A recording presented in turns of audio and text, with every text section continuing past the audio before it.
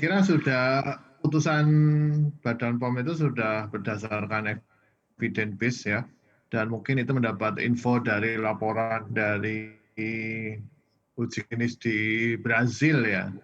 Jadi kalau memang itu sudah aman untuk lansia, tidak ada masalah untuk lansia karena banyak tenaga kesehatan yang sudah lansia juga, terutama dokter-dokter, perawat maupun apoteker dan lain-lainnya. Nah, kalau kita lihat dari sisi kandungannya, begitu dok, apakah ada perbedaan kandungan dari untuk vaksin Sinovac ini untuk usia di atas 60 tahun ataupun yang kemarin dibagikan begitu ataupun disuntikan kepada masyarakat, apakah ada perbedaan di sisi kandungan? Sama, sama. Jadi tidak ada perbedaan dan saya kira yang suntikan 1, 2 juga sama. Jadi tidak ada beda.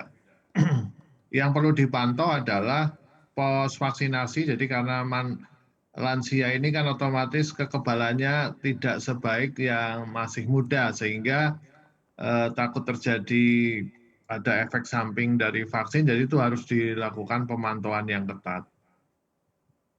Nah, ini kalau tadi Anda berbicara terkait efek samping untuk penggunaan Sinovac pada lansia. Nah, ini sejauh ini seperti apa efek samping yang sudah ada begitu ataupun ditimbulkan dari vaksin Sinovac ini untuk lansia, dok?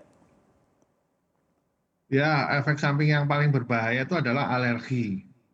Bisa menyebabkan shock anafilaksis atau alergi berat, itu paling berbahaya. Tapi yang paling sering adalah ngantuk, lemas, sakit kepala, dan itu ringan gitu. Jadi tidak berbahaya begitu ya dok ya untuk lansia?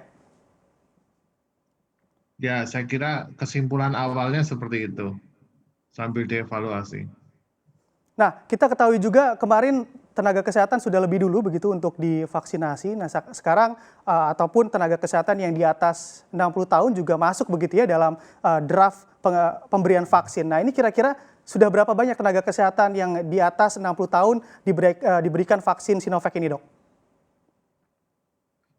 Kan ini baru hari ini ya, jadi kita belum mengetahui berapa persen yang disuntik.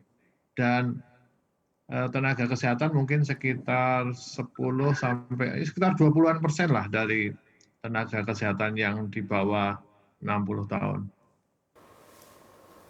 Jangan lupa untuk install aplikasi CNBC Indonesia dan bisa di-download di Play Store dan juga App Store untuk mengikuti perkembangan berita informasi terkait ekonomi dan juga bisnis.